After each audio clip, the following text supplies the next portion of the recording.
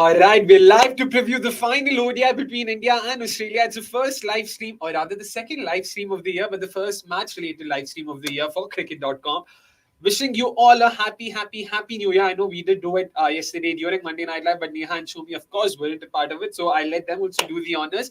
And yeah, Neha, Shomi, how was the New Year's Eve? How was the celebration? You can go first, Neha. Right, it's been great. Classes got cancelled today, so I'm really happy to preview this match. A lot of people are like, "Arey, aaj match mein dekhne ko kya hai?" So I still feel there's a lot to play for. India is definitely playing for pride, and starting this new year on that positive note, with a win against this. Uh, team like Australia will do India a world of good, give you so much of confidence, with the rest of the matches lined up for this year. So yeah, all positive starts, hopefully. Fair enough. Shomi, what about you all set and rating to go, for cricket in 2024? Yes, absolutely, and I think I'm on similar lines of thought as Neha. We just want to start this year well. Also considering it will be an important year this year for Indian cricket, so definitely it'll be great to have started on the right foot. And yeah, I mean, hopefully we kind of at least get this one home. Definitely, it's a dead rubber. We never wanted it to be in this manner, but we'll see what's the best we can get out of it. 100%. And 2023 was definitely a year where women's cricket in India turned a corner. We can only hope that it's onward and onwards and upwards from here. And also, of course, I've got a bad bout of flu, and I'm genuinely hoping that the Bangalore weather does not stay the same. I know people love the weather here and they love glorifying it, but right now, just busy sipping some lemon tea. Let's hope the nose gets better. But of course, coming back to the game, Deepti Sharma had a couple of interesting statements to make. We were discussing this off air. Neha, what did you make of the statement? And before that, you can also sort of let the audience know what exactly the statement was. What she had to say about the game. Right. So Deepti Sharma is obviously under fire after the second ODI because she had a brilliant showing with the ball. But when it came to the bat, it was lackluster. I'm not going to mince words here because, the kind of strike rate she is going at, we've, discussed at length about it. And she made quite an interesting comment in the press conference saying something on the lines of like, the fact that we came so far versus Australia is actually quite creditable. And, the fact that also, we were deep with the bat and ball is welcome signs. So I found this comment quite interesting because I understand that Australia is a very dominant unit, but as the Indian team, we have also emerged and come out as a top team, right, in 2023. So the fact that you're making a comment like this means you've put Australia on a pedestal. You think they're, kind of this undefeatable, dominant side that's kind of difficult to get through, and you're crediting yourself for just getting there. But I feel there has to be a slight change in the mindset to kind of get across the line, not just get till there. But that's, again, no disrespect to her comments or the kind of performances India has put time and again in 2023. But then I think to go across that line, we have to believe that we are that team that can beat Australia. And now Australia has won 9 consecutive ODIs on our home soil, and they are definitely eyeing for a 10th and a series sweep. So this can be the perfect opportunity to get across that finish line. And I hope India can also have a small change in mindset heading in today. Interesting. Shumi, what did you make of those statements? And, as a vocal fan of Amol Mazumdar, do you think you see a change coming in terms of mindset, in terms of how the team approaches, games like these? Yeah, I think what might have happened here is, of course, it was just a 3-run loss, and when you look into these kind of games, that I mean, we were just so much near yet so far. But as we spoke about it last time, that this particular near yet so far keeps coming back, and we just don't get to cross that one last step, and that's exactly what Australia does the best. Speaking about Amol Mazumdar, when we heard him speak about how he was looking into the match and the places where he wants to really reform the team, he spoke about we are looking into really improving our fielding and fitness. I think that kind of shows that he had understood what are the things that needs to be improved. And yeah, of course, these kind of feeling content about a certain situation. I think looking at the way a Mazumdar usually performs, these things will be a thing of the past. And especially when he's emphasizing so much on fitness, it gives us a sense that he will have that, taskmaster kind of an attitude, not to the core meaning of it, but yeah, definitely somebody who will drive a lot of culture. We can definitely hope that the Indian team cuts the corner and sort of improves their game against stronger oppositions. Of course, it's not that the team lacks in terms of skill. It's all about sort of executing those skills and coming up with those performances under pressure, which is what we'll also be hoping for. And again, like I'm not sure what to make of it. There's a very thin line, very fine line between respecting the opposition and sort of putting them on the pedestal, like Neha said. Yeah, I mean, thoda idhar, thoda udhar, probably. I'll just sort of give the benefit of doubt to Deepti. She's definitely been a match winner for us, and I hope that she continues to be. Right now, the update from the middle, of course, is that Australia have won the toss and elected to bat. We're not yet sure about what the playing 11s are looking like because, yeah, as usual, it's the broadcaster who thinks that showing highlights right now is probably the better way of sort of covering this game. Let's hope that that's changed soon. In terms of a couple of comments, let's just take these. Raja Human says, good to see women's support and analysis. Thank you so much, Raji. We will be trying to cover as much cricket as possible. That's pretty much cricket.com's resolution come 2024. A lot of games coming, a lot of tournaments coming up. There's the WPL next month. There's, of course, the World Cup in September. There's also the India sort of Australia later in December. A lot of interesting games to look out for. And yeah, definitely something that we would want to change this year in terms of our analysis. Manoj goes on to say, surely today Renuka Thakur should be rested. She came back from injury and she's played all games. Neha, what do you make of this? Because I sort of see where Manoj is coming from. She came back from injury. She played the 3 T20Is, 2 tests, now 2 ODIs. She's been part of the Indian setup throughout. Do you think she deserves a rest? Okay, maybe deserves is the wrong word, but do you think she needs to be rested now, give her some break, or do you think she should just keep going? I think this is a fair call, but then considering how India's bowling is not at its peak strength, and we have Renuka leading the pack, I believe giving her a rest now might kind of derail India's plans. Considering we're going in for that win today to break Australia's streak, I think Renuka is and should definitely be a part of that team because she adds a lot of balance to that pace attack. That is unless Titar Sadhu is coming in, or you have Amanjot as your other end bowler, which I don't think is the most ideal thing considering this is the third ODI. Plus, it's Renuka Singh Thakur's birthday today, so she will have a point to prove. And picking a fifer will be the dream, right? On the birthday, helping India win. So yeah, fingers crossed for that. Interesting. Not a lot of people have taken fifers on their birthday, so we can only hope that that also happens. By the way, a change of piece for both sides. Darcy Brown misses out and Megan Shute comes in, and we've got another debutant for India. It's Mannat Kashyap, who's replacing Sneh Rana. Interesting. I also sort of understand where this is coming from. They now finally have that slow left arm option as well that they probably lacked in the last game. Show me, what do you make of this? Because we did speak off air about the kind of changes Team India can look at. Once again, we've made a change. Of course, it's probably more of a forced change given the injury concerns with Sneh Rana. Happy with the change, or do you think someone like Atitas could have probably been given a look in today? I think either of them could have been, one of the options going into this match. But yeah, considering that Wankhede will, of course, assist spin a lot better, I think that is the call that they have taken. Fair enough. I think it'll definitely be something that's exciting, and we'll look forward to that. And what about you, Neha? Looking forward to Mannat? Absolutely. I mean, seeing her in that under-23 emerging Asia Cup, she was brilliant, man. Bowling those line and lengths, getting those crucial wickets. She's been a beast in the domestic circuit as well. So I'm quite positive to, see how she fares in international cricket. But just a point to look at is how Saika Ishak, right? She was given the ODI cap in that first one. She didn't have the best of the runs and she was just dumped. So in that sense, I don't know what assurance you're giving your players as well. I mean, there was a lot of criticism that, she was not great in that England tour as well, and in this Australia tour it just felt like India wanted to experiment. She didn't work out and just rested her. So I hope that Mannat Kashyap also gets like a longer rope in case she has doesn't have the best of the debuts, but either case quite excited to see her unleash her spin bowling. Fair enough. And since you mentioned, about Saika and, her having gotten the chance earlier and now she being sort of dropped in place of Mannat, how much of it do you think also has to do with the fact that this team clearly is looking to build an 11 with batting depth? and Manat Kashyap offers more batting value than someone like, say, a Saika Ishaq, and that's probably why she's gotten the look. And would that be a fair way of looking at it, or do you think Manat, the slow left arm, is also, good enough to sort of make it to the 11 just on her bowling credentials?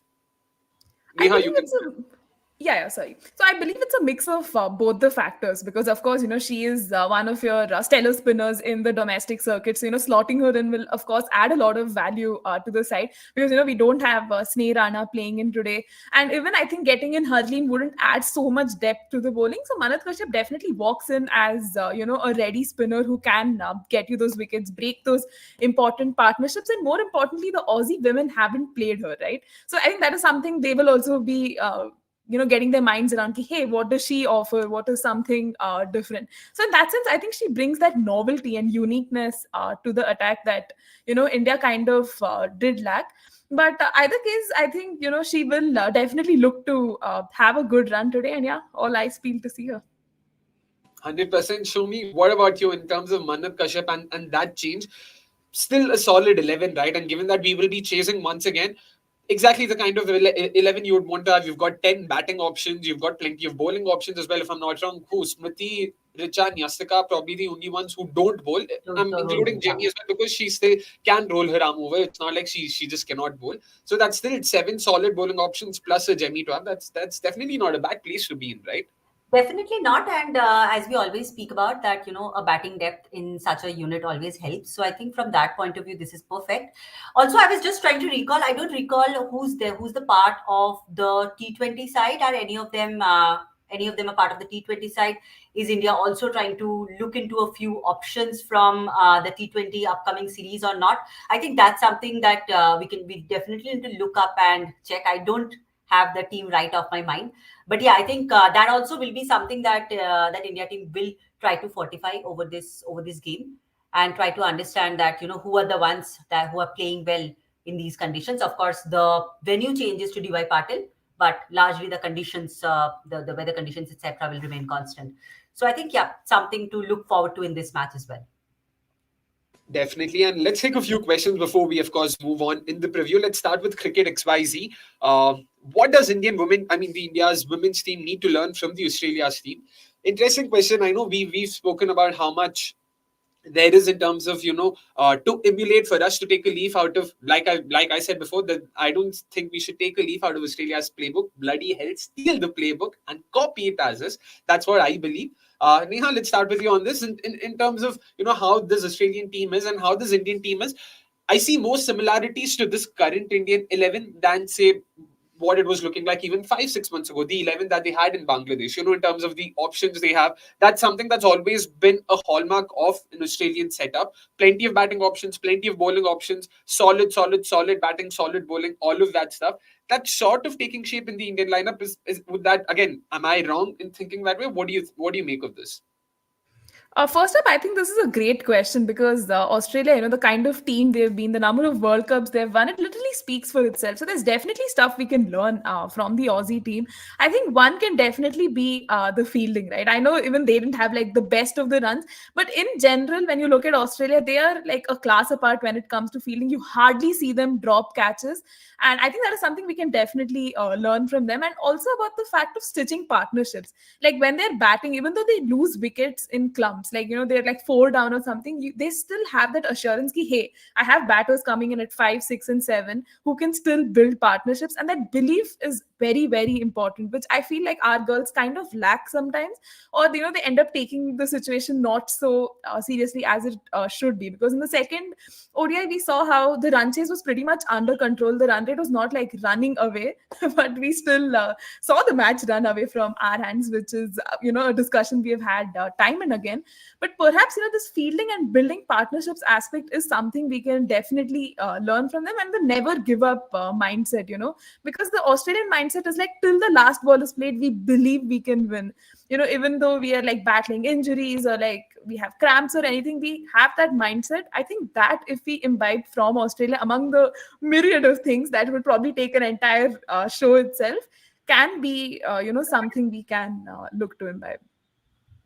Fair enough. Show me, what about you? If there were a couple of points that you would, a couple of leaves, so to say, that you would want to pluck out of their playbook? Couple of things that you would want the Indian team to emulate. What would it be off the top of your head? Yeah, I think the first one, the one that Neha spoke about, never give up attitude. I think that's something which was very prominent in the last game. That we were probably needing like 42 runs of 38 balls, 6 wickets in hand, and from there Australia kind of held on to their nerves. They bowled a brilliant spell, and they just know that somewhere the wickets will come, somewhere a gap will be revealed, and they will kind of make a game out of it. So I think that part really is important. Apart from that, I think there's something called seizing the opportunity. I think when there is an opportunity, they just know how to catch on to that moment. For example, in the last game, when Richa got out, I think that was the moment that they kind of seized up, and there was an immediate change in the body, the body language, the way they reacted. And I think that's what made the difference. So, yeah, I think seizing the opportunity, and definitely do not give up, girls. Like, it's just not so cool. Fair enough, of course. Definitely that never say never attitude is something, the Australian team really has imbibed. And we saw that even with the men's side of things. No one, of course, has forgotten November 19th. It's one of those black letter days for us. Unfortunately, yeah. It wasn't the greatest of moments. But yeah, again, yeah, just the thought of it is now, rendered me speechless. I'm like, what? How do I take it forward from here? Anyways, coming back to the match now, India Australia. X factor. Let's talk about, we've taken a bunch of names in the first two ODIs in terms of players we're looking forward to, players who can sort of turn the match on their head. Someone like Richa Ghosh comes to mind in terms of the kind of impact she had. Deepti Sharma, of course, is a household name when it comes to X factor players. I'm not talking about Team India. There's X factor players. Deepti Sharma would be high on top of my list when it comes to this current setup. Neha, let's start with you. X factor players from both sides today. Right. So let's start with Australia. I think it's definitely going to be Phoebe Litchfield for me. I thought, she's a young girl and it'll take her time to acclimatize to the conditions and get used to it. But man, she's been brilliant in this ODI series. One of the top run getters for Australia in ODIs in 2023. I say 2023, it was like as of last year or something, but yeah, it's like that. But anywho, she's been really great. The kind of run she scored, the way she's been able to adapt herself and contribute to the team's cause, brilliant stuff. I think she's definitely going to be that X factor player for Australia, right at the top of the order. And for India, I think I'd go with Deepti Sharma. I know, I've criticized her and given my take, but I still feel the kind of solidity she adds to the bowling, it's unparalleled. I mean, her batting has definitely a lot of criticisms and, stuff that we will have to take into consideration. But I think it's her bowling, right, that really sets her apart. She's able to get you those quick wickets, able to freeze those runs from the other end, which kinds of, makes it difficult for the batters to score runs. And she stepped up with the ball for India every single time, right? So I think she will also, look to continue that form. And even she mentioned, right, in that presser that we will look to stop Australia. So I hope, her bowling and eventually batting can come to the forefront to stop this Australia. Yeah. Interesting. Phoebe Litchfield and Deepti Sharma says, Neha, show me what about you? X Factor players for the day. Who are yours? Exactly the two people that Neha spoke about. But yeah, I do have a couple more. So yeah, I mean Phoebe Litchfield, because of the fact that she has been in great form and it's the same ground. So we will expect her to carry on with that form.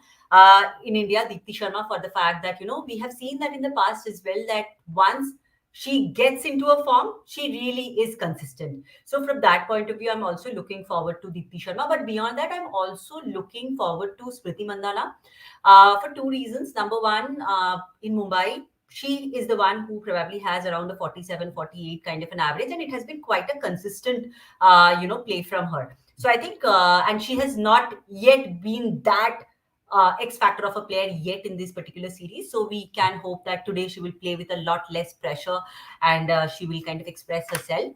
From Australia, I'm also looking forward to Annabelle Sutherland again coming to the party because, just before when we spoke about seizing the opportunity, she's one person who has really seized the opportunity. She's a youngster, she's come into the team and she has grabbed the opportunity with both hands.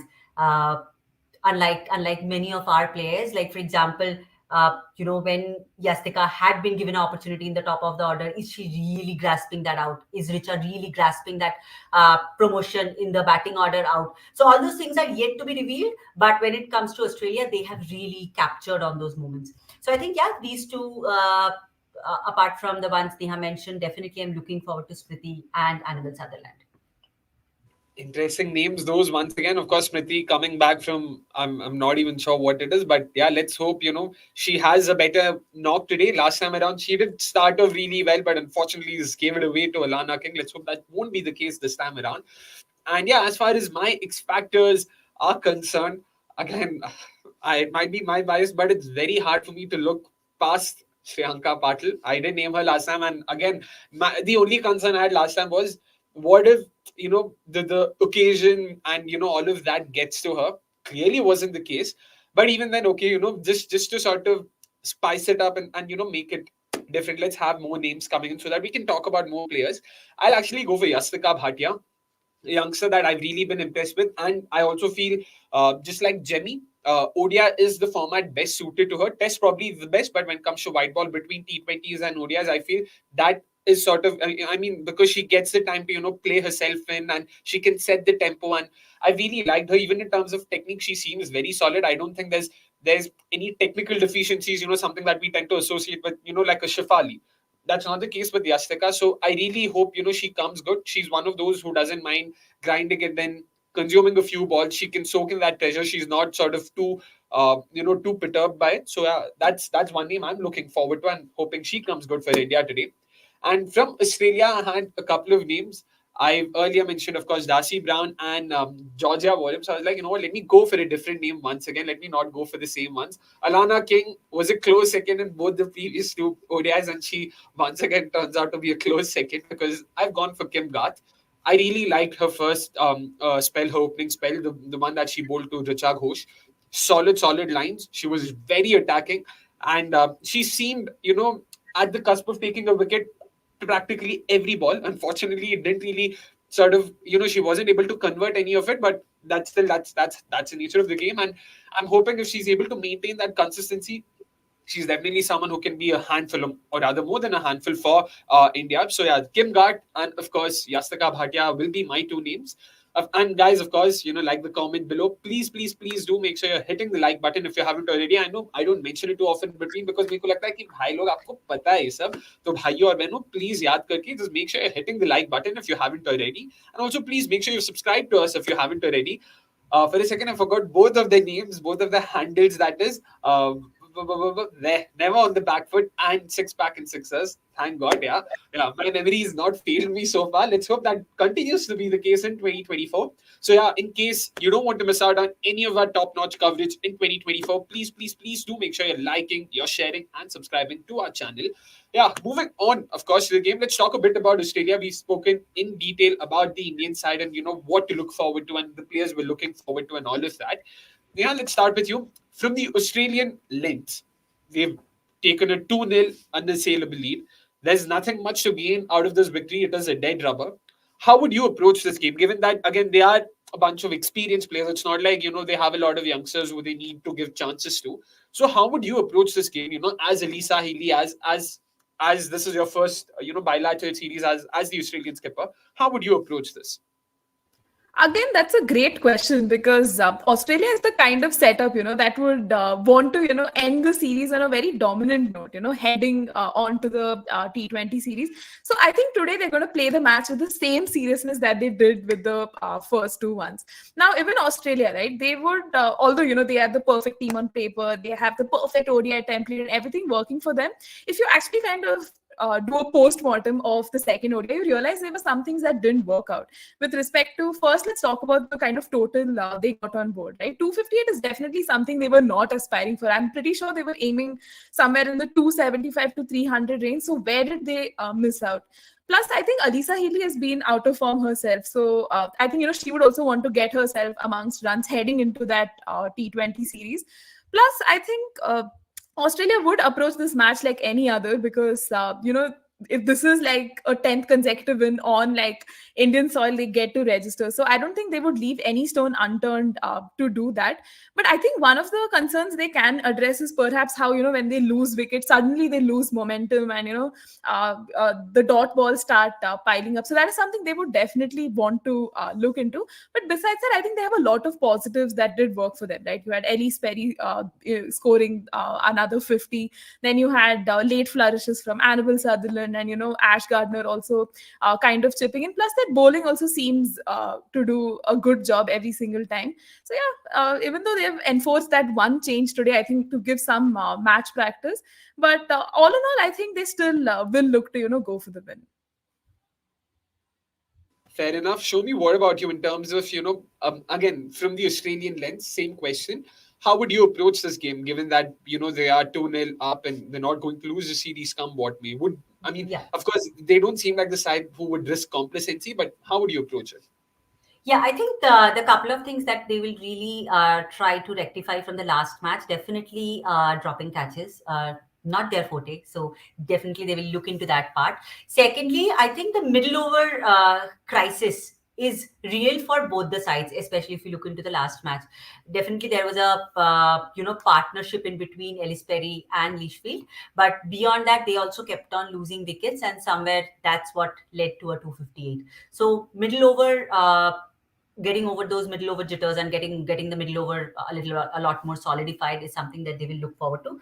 Also, somewhere I felt that last time, though Phoebe Litchfield she scored brilliantly, but in spite of that, her innings in the beginning looked a lot more sketchy. That can be because of the fact that Wankere's pitch was behaving like that. But considering that she is a player of great potential, I think she will try to improve her game, especially because she's coming in the top of the order. So I think, yeah, these are the 3-4 broad things, but over and above, I think they're just. I mean, I understand from where Deepti Sharma is coming. I mean, we just are so much in awe of this side, even as opponent cricket team fans. But yeah, so that's pretty much. Fair enough. Of course, it's hard to not be awestruck by that side, by that lineup when you just see the names. So definitely, yeah. Time to move on to the final question before we wrap the preview up, of course. In terms of key matchups for the third ODI, Nihal, let's start with you. What are some of the key battles that you're looking forward to today? So definitely one has to be Shreyanka Patil versus Phoebe Litchfield, right? In that second ODI, Shreyanka Patil did get the better of Phoebe Litchfield. I think it was a real test also, no, to Phoebe Litchfield's batting, because Australia has kind of struggled against spin in this series, as indicated by Deepti Sharma's wicket haul as well. But this is one battle I'm definitely looking forward to. And the other one I'm looking forward to is Georgia Wareham versus Jemima, right? Again, Jemima is said to be one of the best players of spin in the Indian batting lineup currently, and seeing her go against a quality spinner like this is a sight to behold. So I hope we get to see some good runs and wickets hopefully coming in. Interesting. And I was trying to think, who did Jemmy get out to last time around? Because if I'm not wrong, Georgia Warren was the one who came up with that blinder of a catch to get her out. It was Phoebe Litchfield who took the Oh, catch, no? Litchfield took the catch. Okay, yeah. My bad. Then, yeah, it was a leg spinner. I was trying to think if it was Alana King who got her out. No, clearly it was Phoebe Litchfield who took the catch and Warren who got the wicket. Show me in terms of key battles now. On to you. What are you looking forward to? I think I'll look forward to a Richa Ghosh versus Sutherland. Rich Sutherland has always gotten the better of Richa Ghosh. So I think if that will be something that Richa will look forward to kind of get over. From the Indian bowling point of view, it will be Ellis Perry versus Pooja Vastrakar maybe. Again, Pooja have had Ellis Perry a couple of times. And knowing how Ellis Perry would probably try to then prepare for a Pooja, let's see what happens there. Interesting, very interesting matchups that Shreyanka versus Phoebe is definitely something I'm looking forward to. But what I'm looking forward to even more is Shreyanka versus the right-handers. Because, of course, again, someone like a Phoebe Litchfield, it is an expected matchup. You would expect your off spinner to get the better of a left-hander. CC Ashwin here. But in terms of how her performance would be against right-handers, because that's why it becomes a bit tricky. She was top-notch last time around, of course, without any wickets to show for, but she was at least economical. And I would actually include all our finger spinners there: Deepti, Shreyanka, and Manat Kashyap, of course. I want to see how do they go about it against negative matchups. We've seen Deepthi come on top irrespective of who the batter is on the other end. We've seen Shriyanka do that to some extent in her first international, in her first ODI appearance. Sorry, I want to see how Manat Kashyap goes about it. Of course, there's just what two left-handers, if I'm not wrong, in the top seven: Beth Mooney and Phoebe Litchfield. Not a lot that way, but yeah, I'm looking forward to seeing a debutant because, like I said, I always root for newcomers, for underdogs. There's something in me that sort of just gets very triggered, so to say, when I see someone young, someone new just coming in. It's great to watch. So yeah, looking forward to that. From the Australian bowling POV, of course, Kim Garth was the name I'd mentioned during our X Factors itself. Like, I'm looking forward to watching her bowling. Annabelle Sutherland is the other name that I would sort of bring up. Of course, Shomi also mentioned, she's looking forward to Annabelle versus Richa. For me, Annabelle Sutherland, she's definitely come leaps and bounds ahead of what she was in the WPL. She was just going for runs. She was bleeding runs left, right, and center there. Wasn't the case. She was fantastic at the death. The way she executed those Yorkers consistently was great to watch and was something I actually was taken aback by. I wasn't expecting that kind of a performance from her. So I just want to know. I want to know for myself if this was a one-off performance or if she's actually improved, in terms of her death bowling abilities. Because if that's the case, then she will. I mean, Delhi will go a long way in playing her regularly. And of course, अपना दिमाग तो हमेशा वहीं पे होता है भाई. Really sorry. I'm a sucker for franchise leagues. Can't help it. But इसलिए I was just thinking कि भाई अगर ये भी अच्छा bowling करेगी, batting भी अच्छा करेगी, they've got Marizan Cup. I'm like, boss, क्या चल रहा है ये? So yeah, I just want to know. I mean, all those jokes aside, genuinely want to see, if a bowling's actually sort of gone ahead. If that's the case, that also bodes well for Australia next year. I mean, not next year, this year. There's also the T20 World Cup coming up. Performances like these will go a long way in her also sort of sealing that spot. So yeah, that's definitely something to look forward to. And coming back to the game, of course, it is time for action to resume in the middle. From what I understand, of course, Phoebe Litchfield and Elisa Healy have walked into the middle. Renuka Thakur has, of course, taken the new ball. It is time for the first ball to be bowled. So it is time for me also to let Shomi, Neha, along with all of you wonderful viewers to, let go of. Just one comment, Sai Dattu went on to say, love the show, more love to you all. Thank you so much, Sai. Do keep following us. We will be here. And of course, the watch along starts from the 5th.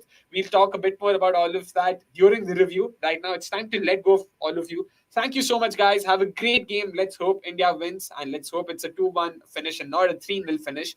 Until then, it's a goodbye from me. Bye bye.